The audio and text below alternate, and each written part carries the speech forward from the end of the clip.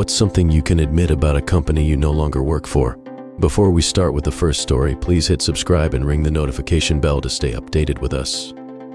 Story 1. Nursing homes are always understaffed and overworked. The worst one I ever saw was 3 caregivers to 72 residents.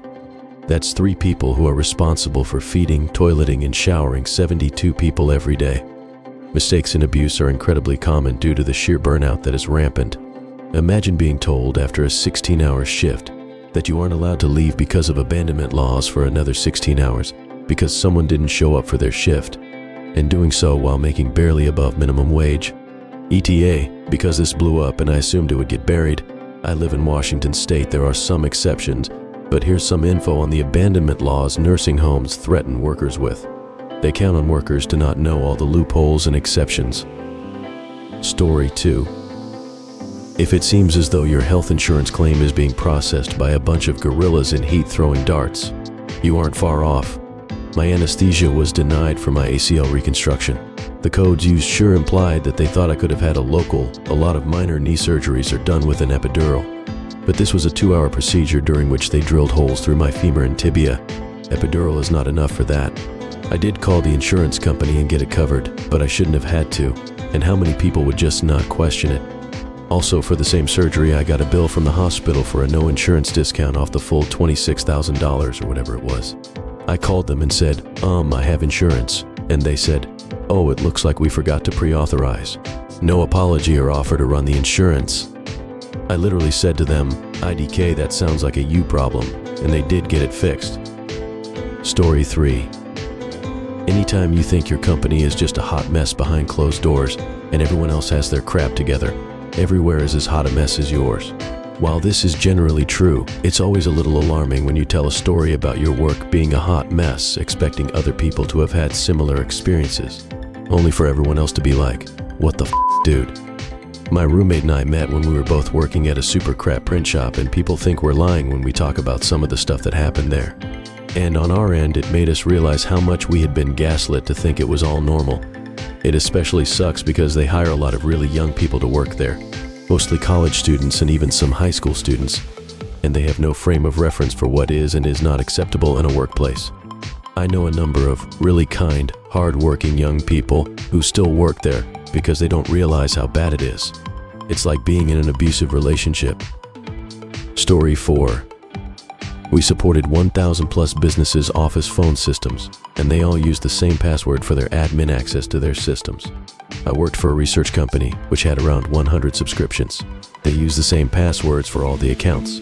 They also did not change the passwords when researchers would leave the company. When I mentioned that this was a massive security risk, they shrugged their shoulders and said they believed fired employees would know not to use the subscriptions. Lunacy. Story 5. Stanford University has a database full of everyone that's ever attended the school or ever been treated at their hospitals.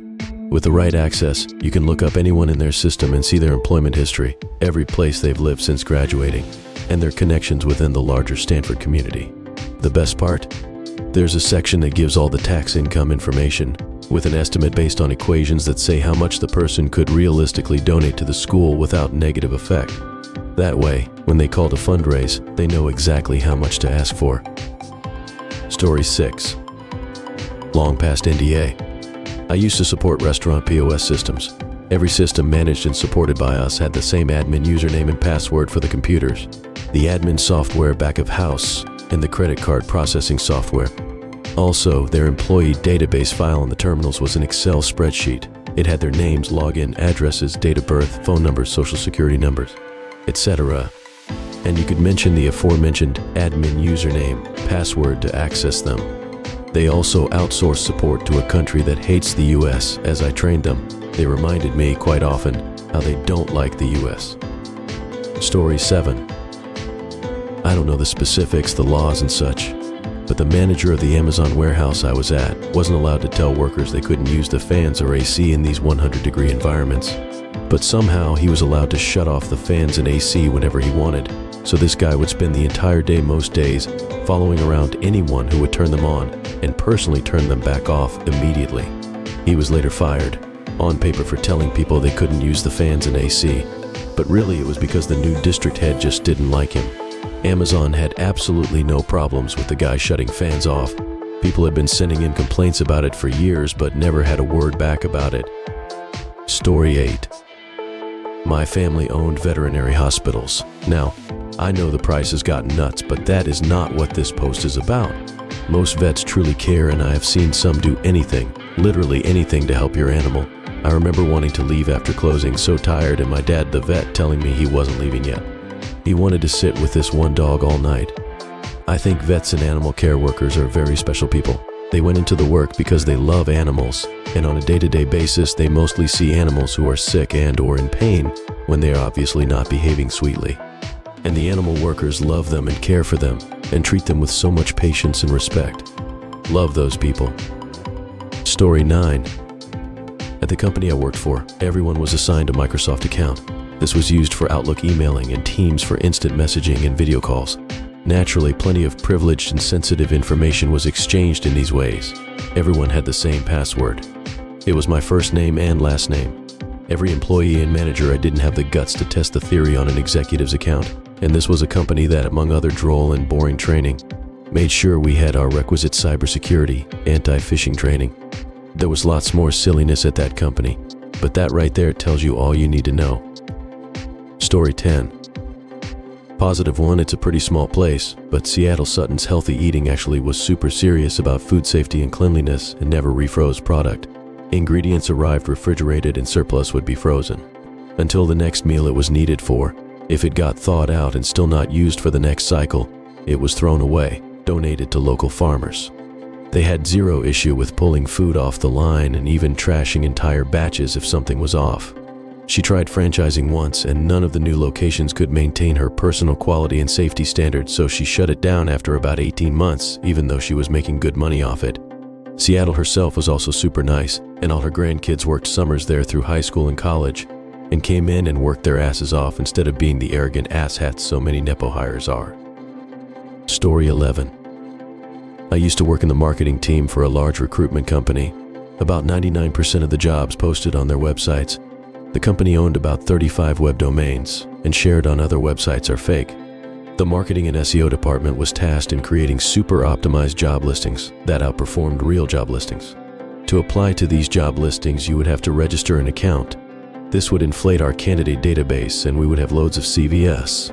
The sales team would then take this information and contact companies to get them to pay to put their open vacancies on our websites, because we had one of the largest candidate databases. I remember getting so annoyed by this practice, I started reporting these vacancies as fake, even on LinkedIn. But LinkedIn rejected my report, saying it was legitimate. It wasn't, and I know this because I created that fake vacancy. What makes this even more alarming is that so many recruitment companies do this. If you want to apply for a job, you're better off going to that company's website instead and not using a third party. I left that place and swore I would never work in recruitment again.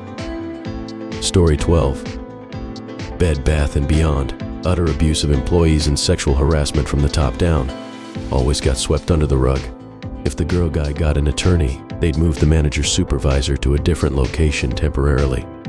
I say temporarily because they eventually fire or get the employee to quit soon after.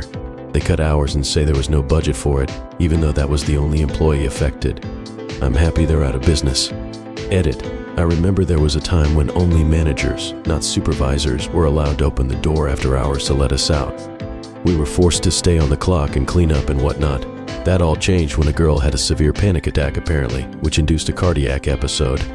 We kept screaming for the manager to no avail.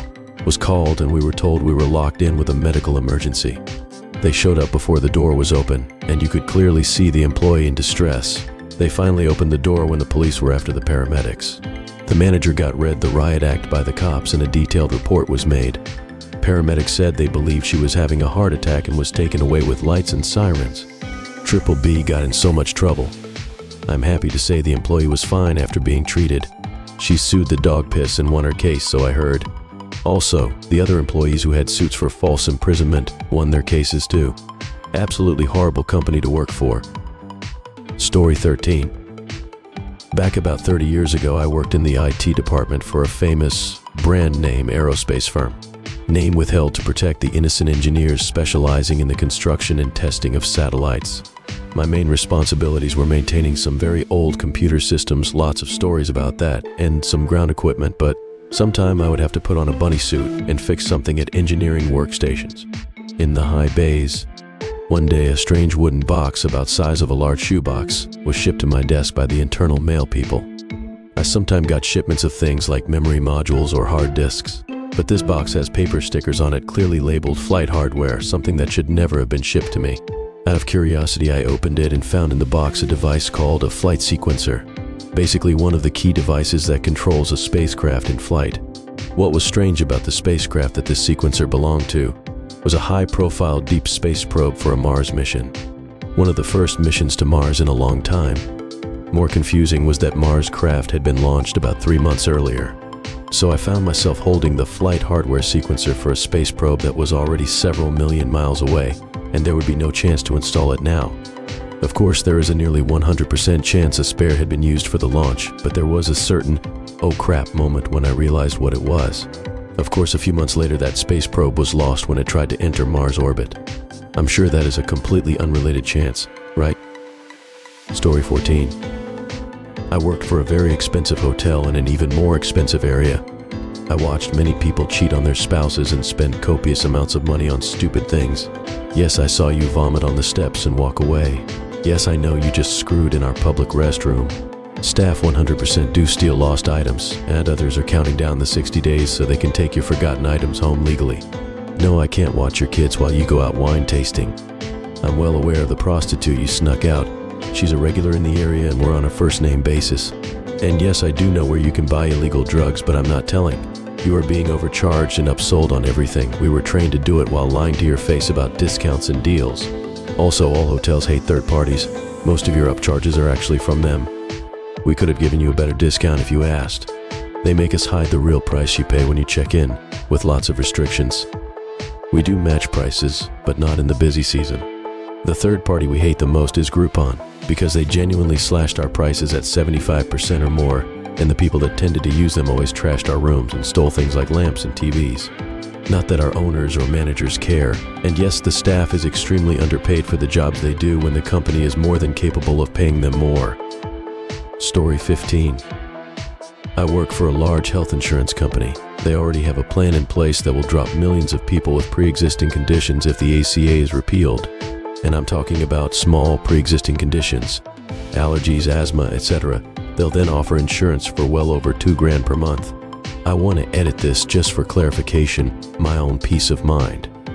I currently work there. I used to be high up in the ranks, but my mom became disabled and I took a demotion and pay cut to take care of her full time. But they had this plan way back when I was still in my previous job. They were waiting for it to be repealed any day to execute. One thing they want to make sure is never covered unless you pay the premium prices: insulin, EpiPens, and chemotherapy. Alright folks, that's a wrap. If you like this, please hit the thumbs up and subscribe to the channel. You can also share those in the comment below.